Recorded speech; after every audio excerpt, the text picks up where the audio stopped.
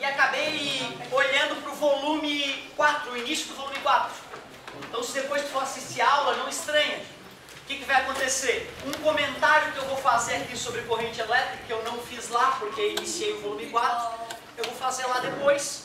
Se bem que aqui não vai mudar nada, porque eu vou conseguir iniciar o volume 4 também hoje, não vai ter nenhuma perda. Pelo contrário, eu gosto quando isso acontece, porque os alunos podem usar a videoaula da outra turma para estudar para a próxima aula, ou para revisar alguma coisa, ou tirar alguma dúvida.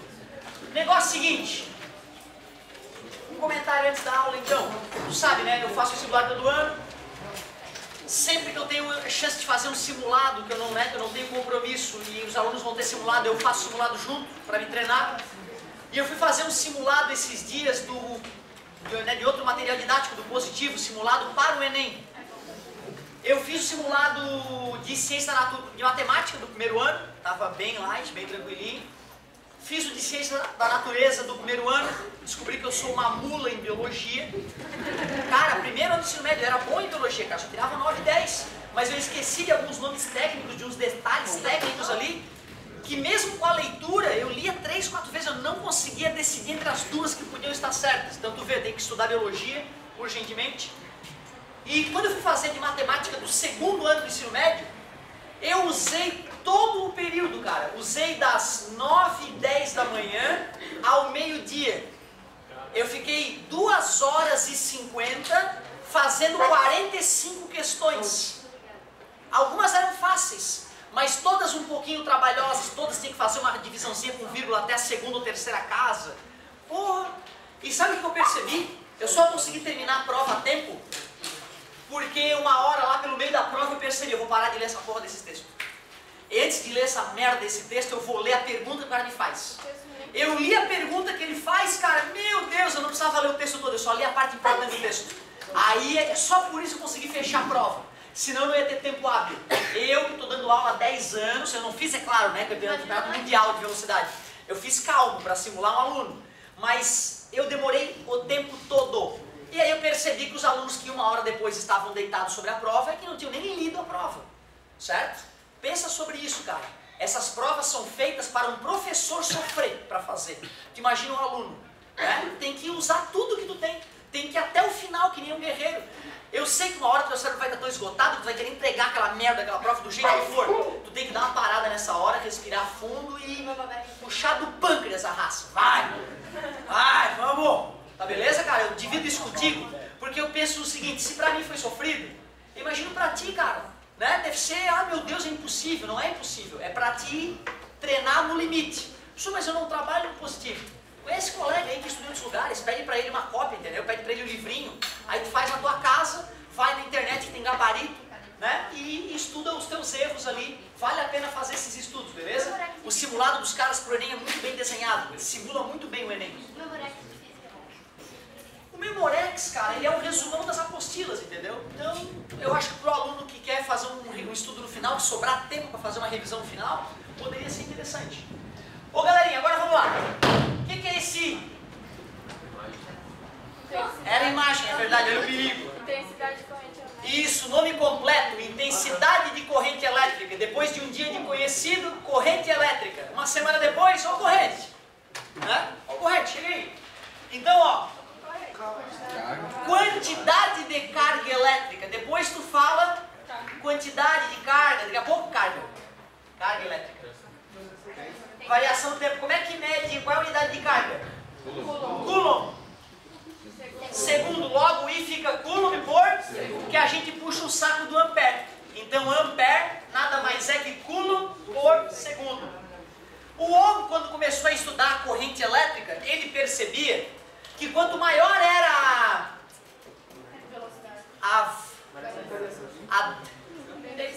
a DDP, a tensão, a voltagem, quanto maior era a voltagem, maior era a intensidade, lembra?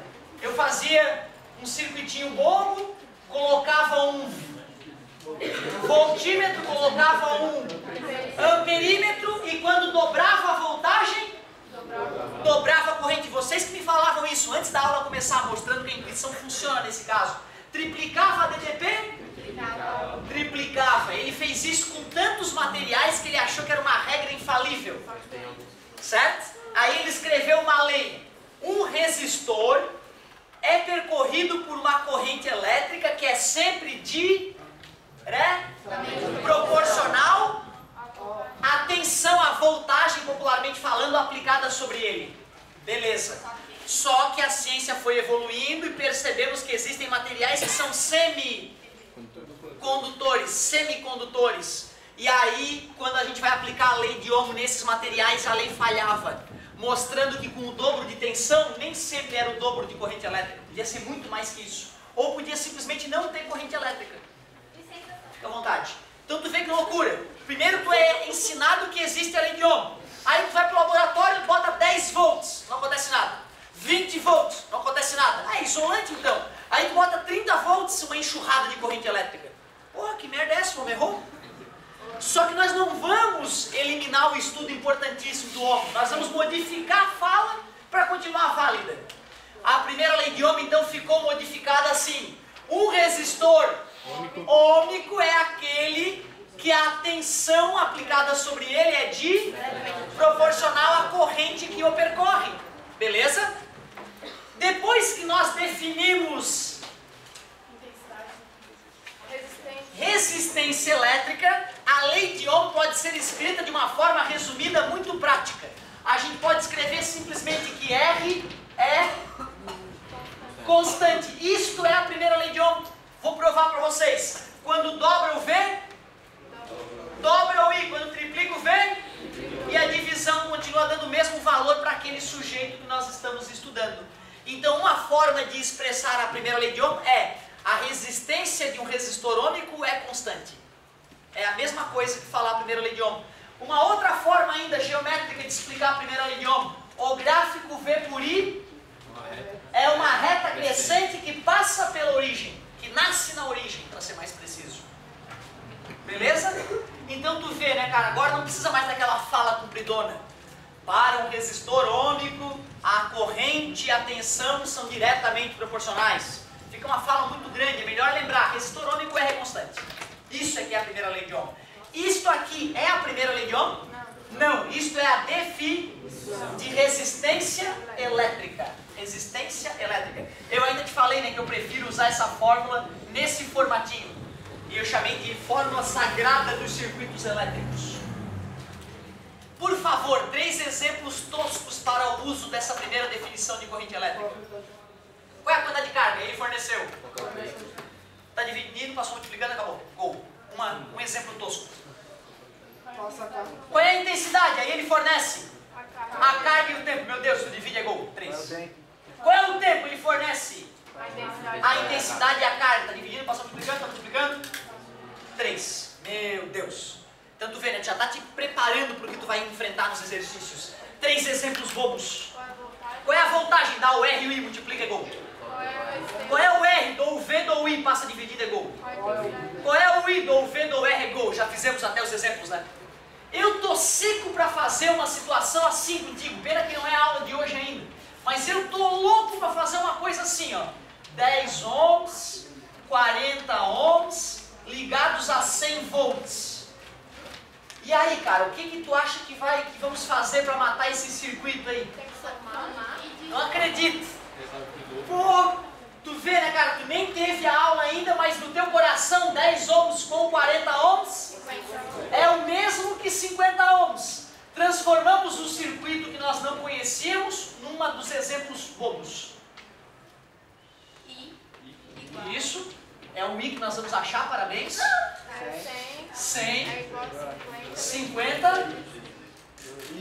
Obrigado. 2 o que mesmo? Esqueci. 2 coulombs. Coulomb por segundo, para puxar o saco do querido. Ampere. 2 ampere. Beleza. Tu viu, cara? Tu já fez a tua primeira associação de resistores em série da tua vida. Sem eu te explicar. O teu coração te sugeriu, pô, 2 resistores vai ficar mais resistivo ainda, vou somar. Que legal. Pera aí, cara, quanto que passa por aqui de corrente elétrica? 2 amperes, mas esse circuito nem existe. Tu criou ele na tua mente para entender a realidade. A realidade é aquela, né? Concorda comigo? Esse circuito a gente chama de circuito equivalente.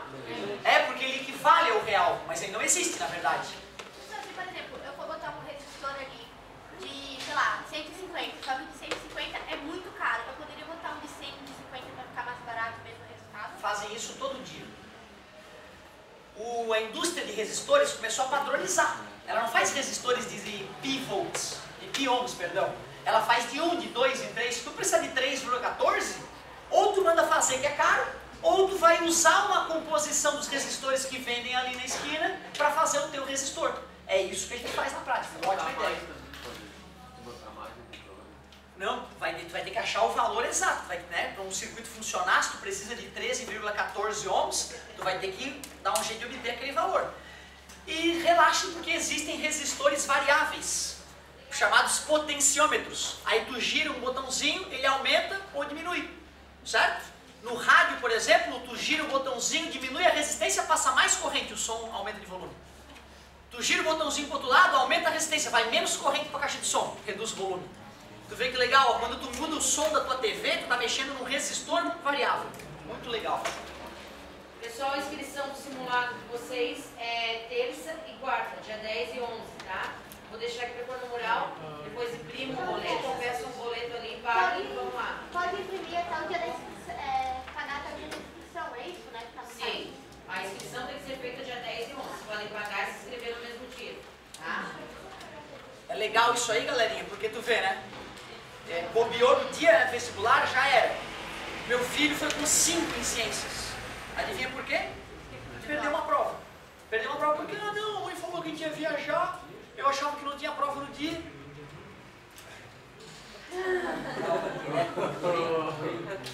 Nós vamos conversar, ainda não nos encontramos depois desse evento. Não sei, tudo, cara. Tudo bem. Mas tu vê, né, cara, se desde o 6º ano a gente pega no pé da criatura, no 3º ano tu não fala mais nada. É um adulto já faz tudo sozinho, não se perde. O negócio é o cara ir passando a mão na cabeça desde o 6º ano, tem que cobrar já. Vai perder alguma coisa. Não, é 9 e 10 no resto, só um alguém 5, porque tirou 10 numa prova e não fez a prova. Mas tudo bem. Ô galerinha, não vai dizer nada. Ó, negócio seguinte, eu fiquei muito orgulhoso da galera só usando o coração, matou a charadinha.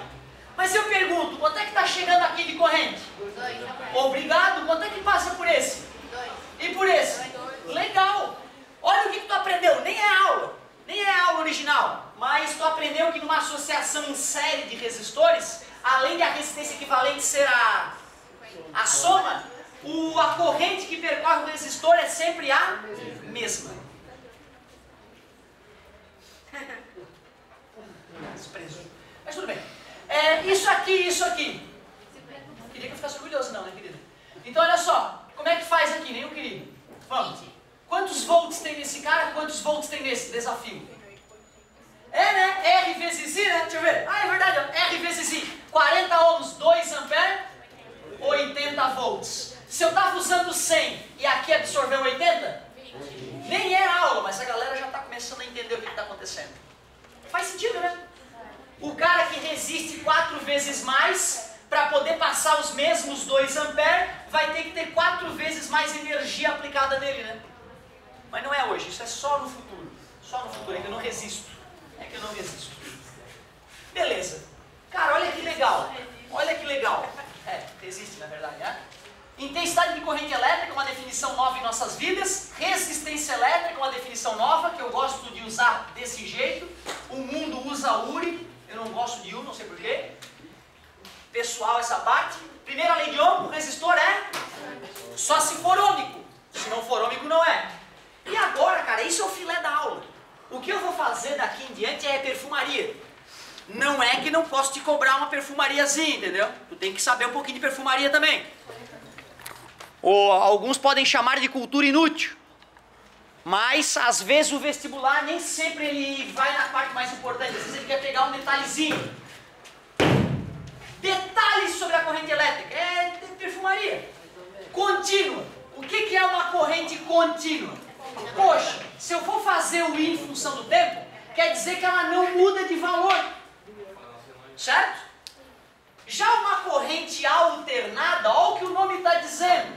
Ela vai ir para um lado e vai para o outro. Para um lado e para o outro. É uma senoide. E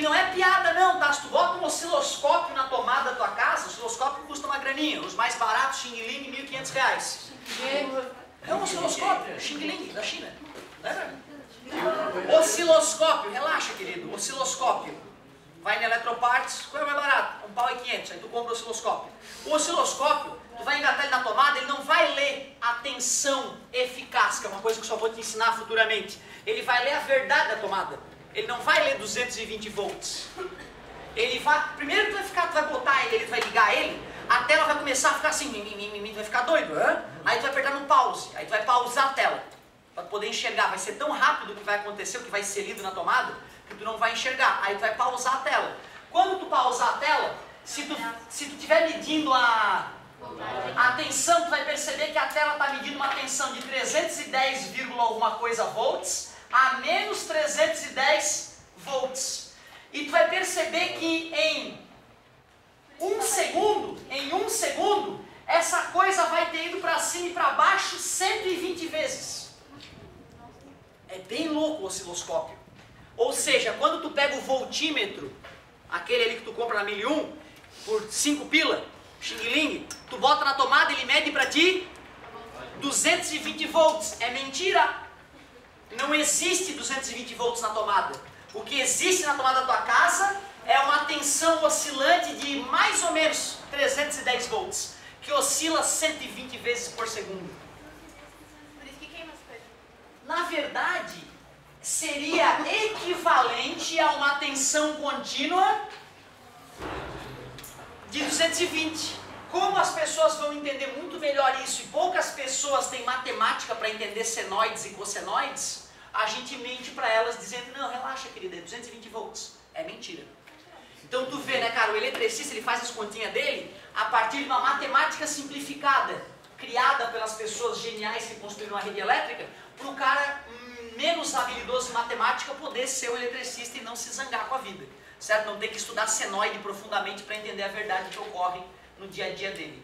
Tu vê que interessante, né? Uma ciência poderosa poder simplificar um conhecimento para que alguém, mesmo sem profundo conhecimento matemático, poder trabalhar no dia a dia e achar resultados mais rápidos e práticos e verdadeiros. Resultados verdadeiros, mas né, maquiados por uma maquiagem. Isso aqui é chamada de tensão verdadeira e essa tensão é chamada de eficaz. Vamos um de cada vez. Vamos lá, ali.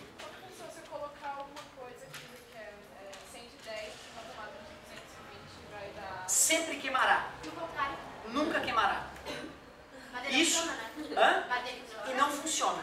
Em via de regra não funciona. Se for, por exemplo, um carrinho a controle remoto, uma batedeira, ela vai girar muito fraquinho e não vai fazer clarinete. Tem um secador que a gente muda ali, aperta o botãozinho da Sim. É um resistorzinho que eu estou mudando para poder absorver o outro. O estabilizador também. Ali. Eu ia perguntar, o 110 dá no que 110? Legal, olha só, eu sei que é isso aqui porque eu sei que a tensão eficaz é a tensão máxima dividida por raiz de 2. É por isso que eu sei esse valor. Se eu quisesse descobrir qual é a tensão máxima no 110, eu teria que lembrar que o valor eficaz é o valor máximo dividido por raiz de 2. Como a tensão eficaz é 110, eu teria que fazer 110 vezes raiz de 2.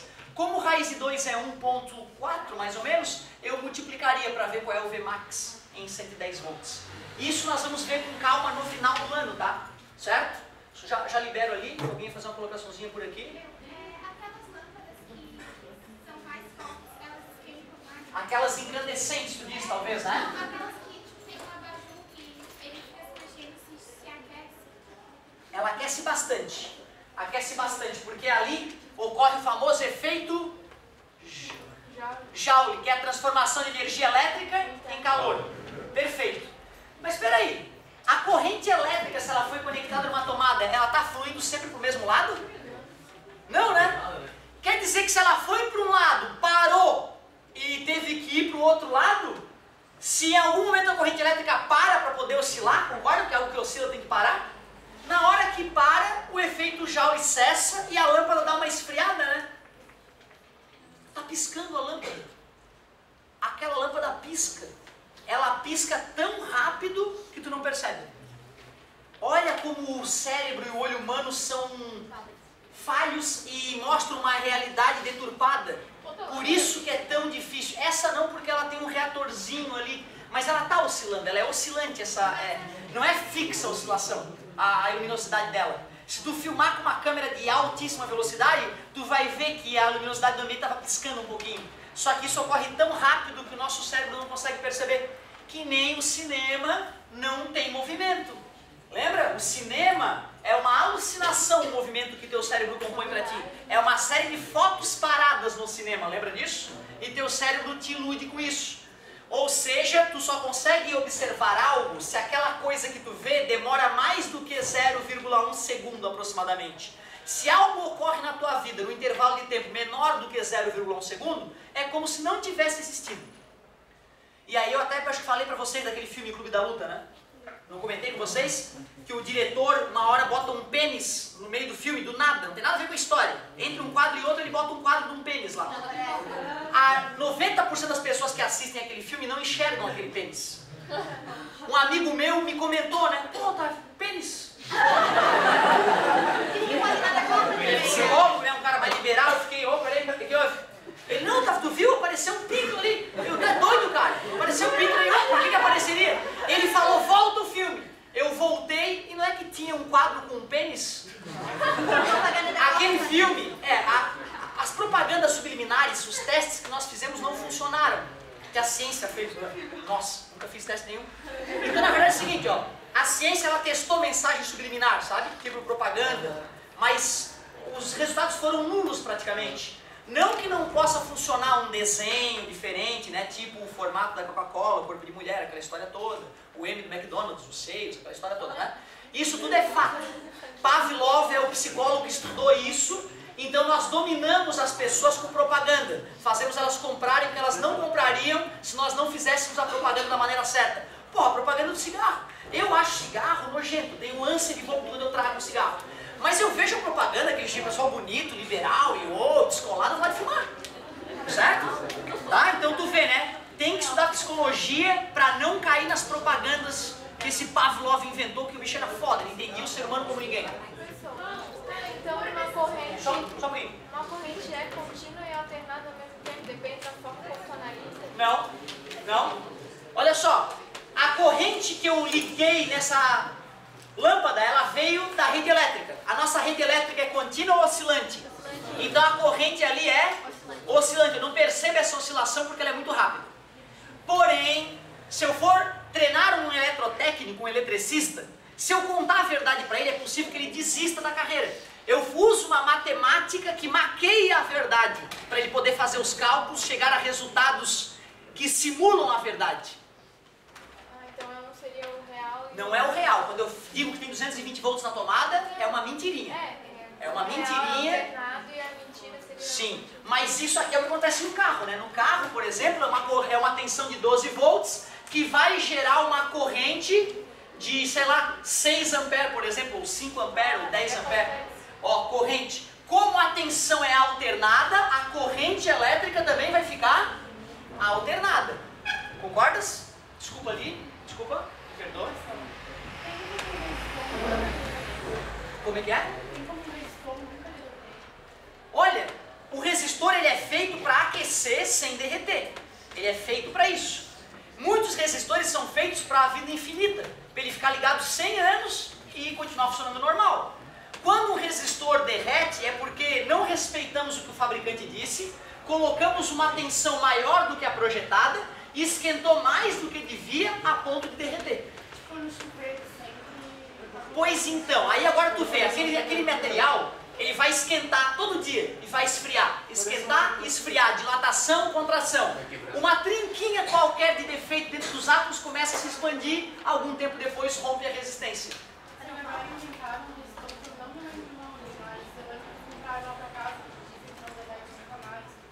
Olha, se eu sou fabricante de resistor, eu posso fazer um resistor mais durável, usando mais material, cobro mais caro e dura mais. As empresas todas são assim, né? Elas tentam vender os seus produtos a partir de uma diferenciação, que a gente chama, certo? Às vezes é uma diferenciação psicológica, com as propagandas das marcas que vendem mais. Às vezes é uma diferenciação fatídica, o produto é melhor, certo? Como pneus aí, tem pneu que dura 120 mil quilômetros, tem pneu que em 30 mil quilômetros tem que trocar. Então às vezes vale fazer as contas e ver se pagar mais vale a pena. É possível projetar um resistor para a vida infinita? É. É possível. Tá, a lâmpada incandescente ali é tungstênio, né? Tungstênio. Um dos componentes desse cara é o tungstênio, o W nada melhor. Ele é um resistor também, ele esquenta e não... Na verdade, qualquer material que atrapalhe um pouquinho a passagem de corrente elétrica, que resista à passagem de corrente elétrica, é um resistor. Então tu vê, ele pode ser líquido o resistor. Ele pode ser uma pessoa quando está tomando um choque, a corrente elétrica está percorrendo ela está funcionando como um resistor. Então pode sim, ele é um resistor. Isso aqui é um ótimo exemplo de resistor, ótimo. Em São Paulo, a gente tem por que não é todo lugar a mesma voltagem? Ignorância dos engenheiros projetistas das coisas. O mesmo motivo pelo qual nós não andamos de trem no Brasil é exatamente o mesmo motivo que faz a rede elétrica ser 110 no lugar, 220 no outro. Falta de projeto, falta de visão de futuro, falta de educação no país. Uma amiga minha de lá tem que usar resistor em tudo, assim, ficar carregando... Transformador toda hora, com certeza. Então olha só, se eu penso, caramba, um dia eu vou conectar a rede elétrica do país todo, eu vou conectar a rede elétrica de São Paulo com a rede do Rio Grande do Sul, com a rede do Nordeste que um dia vai aparecer. Né? Não, estou indo no passado, entendeu? O Nordeste demorou mais a se desenvolver em um determinado período. Vamos supor, não tem rede elétrica no Nordeste, mas tem no Centro-Sul. Será que um dia eu vou conectar elas? Se o cara não tem visão de futuro, ele, dane-se, eu vou fazer aqui 10 volts, ali 12, lá 120, lá 220. Cada um fica com a sua. Quando o país foi crescendo, as regiões foram se conurbando, chegou uma hora que a gente teve que conectar a rede elétrica do Brasil todo. E não pôde porque uma era 110, outra 220, tivemos que fazer microcircuitos elétricos. Tem o lado bom, tem o lado ruim. O problema é que 220 volts mata mais, portanto deveria ser 110. Então, para salvar mais vidas, já que ter rede elétrica inclui mortes, jamais existirá rede elétrica como a gente usa no dia a dia sem pessoas morrerem diariamente eletrocutadas. Então, todo dia morre gente eletrocutada, todo santo dia, no mundo todo. Sim, em tudo quanto é lugar. Trocando uma lâmpada, tomando banho, chuveiro da pau, ou a pessoa vai trocar a temperatura debaixo d'água. Sério? Isso é lógico, gente. Ô galera, olha só. Pessoal, relaxa. Todo dia tem gente que morre de câncer, todo dia tem gente que morre de acidente de carro. Eu só estou te dando um fato óbvio, que as pessoas morrem eletrocutadas. Relaxa. Desculpa então. Estou tentando entender uma perguntinha aqui, valeu?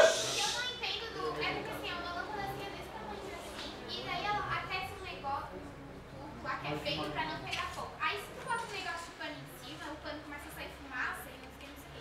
Aí o que eu não entendo é, o que seria essa lâmpada que não tem, tipo, numa lâmpada dessa que não pega fogo no meu corpo? Ótimo. Vamos relembrar as radiações ondas de rádio. Ondas de rádio é a primeira. Aumenta um pouquinho a frequência dos campos eletromagnéticos, passa para infra... Desculpa, errei. Ondas de rádio, tem que ter o aparelho de esquentar comida em casa. Micro-ondas, aí depois sim, infra, também chamados de ondas de... Aí a resposta da tua pergunta. Aí depois tem luz, ultravioleta, raios X e raios gama. Finaliza com raios gama. São as 7 radiações eletromagnéticas. A lâmpada incandescente, ela brilha de tão quente que ela está. Quer dizer que além de luz tem um monte de infravermelho saindo dela. É esse infravermelho que bate no teu pano e vai botar fogo nele. Essa lâmpada ela emite além de luz ultra, por isso está se ficando velho. Todo dia que tu fica debaixo dela sem protetor solar, tu está se aproximando do Otávio, aqui as marcas de expressão. Ó. 10 anos de ultravioleta na testa sem protetor solar. É isso que acontece. A luz penetra e detona um colágeno debaixo da pele. Esse colágeno fica... menos elasticidade, as rugas começam a demorar. Tá vendo como eu termino de franzir a testa? Continua marcado. Isso é porque eu nunca passei protetor solar para vir dar aula. E tu agora tá tomando banho de ultravioleta. Eu já te recomendei usar protetor solar, inclusive, para ir na sala de aula, né? Então tu vê, tem a ver com o mecanismo de liberação de luz. Essa libera a luz porque esquenta. Então vem infravermelho. Eu tava lendo um negocinho e daí ele dizia que não pode nem tirar o negócio de cima porque aquela luz faz mal. Então ela é muito mais... não sei qual é a frase. Sim, mas não precisa ter watt poderoso. Uma lâmpada de 1 watt pode dar câncer, uma lâmpada de 1000 watts pode não dar nada. O que importa é a frequência que ela emite, não a quantidade de luz que ela emite. A potência tem a ver com a quantidade de luz. E o malefício da luz tem a ver com a frequência dela. Por isso que essa lâmpada ela é muito mais danosa para a saúde do que esta.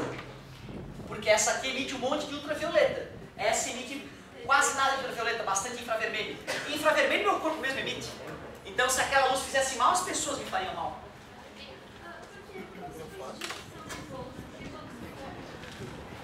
Ah, ótimo. Um dispositivo bivolt, ele tem que ter um componente eletrônico dentro dele, que o torna um pouco mais sofisticado do que um dispositivo que tu muda uma chavezinha para 110, 220.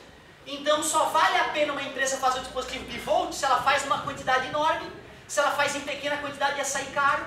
Futuramente tudo será bivolt com o avanço da tecnologia, mas é por preço. É por isso que nem todo dispositivo é bivolt, por causa do preço. Olha, para eu te explicar como é que funcionaria o eletrônico, eu precisaria dar muitas aulas ainda, mas eu posso explicar como é que funciona o transformador. O transformador da casa de vocês, aquele estabilizador elétrico do computador, ele recebe 220 volts, mas vai liberar para o computador, então eu vou ter uma redução de tensão, né? Parece brincadeira, mas desse lado tem uma bobina de fio, por exemplo, com 1000 voltas de fio. Do outro lado tem uma bobina com 500 voltas. E esses fios não estão conectados um com o outro.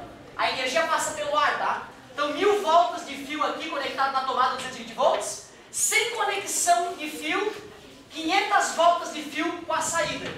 Eu boto 220 volts aqui e sai 110 volts lá pelo ar. Por causa da resistência do ar? Não, é um fenômeno eletromagnético que nós vamos estudar futuramente. Aí olha só que loucura. O que eu te disse? Que a metade das voltas de fio gera metade da tensão, né? Então quer dizer que se aqui tem 1000 voltas e aqui tem 250 voltas, aqui sairia 55 volts. Tu acredita que transformador elétrico é isso? É fio enrolado de um lado e fio enrolado do outro, e tu conta o número de voltas de fio. Então tu vai no cara ali do lado, ele tem um rebobinador de motor aqui do lado da rua. Tu pede pra ele, amigo, eu quero um transformador, tu faz pra mim? Ele falou, claro que eu faço. Eu quero um que vá de 220 volts para 22 volts. Adivinha como é que ele vai criar esse transformador? Ele bota 1000 voltas de um lado e 100 do outro, 10 vezes mais volta. O garoto tá ligado, ele entendeu. Quem não conseguiu perceber que era 100 voltas não entendeu a minha explicação. Eu quero que vá de 220 volts para 2200 volts. Se eu faço 1000 volts aqui, eu quero saber quanta, porra. É ridícula a pergunta que eu fiz. E quanto? 10.000 do outro lado, já que são 10 vezes mais voltas de fio, a tensão fica multiplicada por 10, dá 2200 volts. Não necessariamente o fio é bem fininho. Fio é encapado, tá? Ele na verdade ele parece desencapado, mas ele é esmaltado. E ele tem uma máquina rebobinadora, tá? Então ele tem uma alavanca, ele pega a bobina de fio e ele fica contando 1, 2, e a máquina vai contando quantas voltas de fio. Então só fica girando uma manivela. Viu? Cara, transformador elétrico, meu, que tecnologia foda! Contar voltas de fio, é super complexo. Agora olha só. Por que dá aquele estralinho? Plec, plec. A luz oscila, dá um estralinho na tua casa, tá? Eu só tô tirando essas dúvidas porque tem a ver com a matéria. E porque pode ser questão de vestibular. É só por isso, tá? Não é pra gastar tempo da aula não, porque eu odeio jogar tempo fora. Então, peraí. Às vezes a Celeste vai botar um pouco mais de 220 volts na minha casa, por algum erro da rede. Aqui vai sair mais que 110, concorda comigo? O leitor, o voltímetro vai perceber isso e vai se conectar a uma volta a menos de fio. Então vai ficar com 499 volts. Aí cai a tensão para 110 volts. Quando a voltagem que chega na minha casa for, sei lá, 210, menos do que deveria, o voltímetro vai perceber que está saindo menos de 110 lá. Ele vai se conectar a uma volta a mais de fio para subir um pouquinho a voltagem. E o clique que tu escuta, plec, plec, do teu estabilizador, é eu escolhendo mais bobina ou menos bobina. Ou seja, equipamento rudimentar, aquela porcaria gigante, pesado, rudimentar. O transformadorzinho do teu laptop que é pequenininho é eletrônico, aquele é foda. Aquele que pode colocar de 100 volts a 240 volts e quase instantaneamente ele transforma para os 19 volts do computador. Aquele é brabo. Última pergunta para a gente não tornar a aula uma aula de apoio, né? Uma aula de assistência. Deveria vir fazer essa pergunta no apoio de física. Seria o melhor para a gente poder avançar. Vamos fazer a última perguntinha.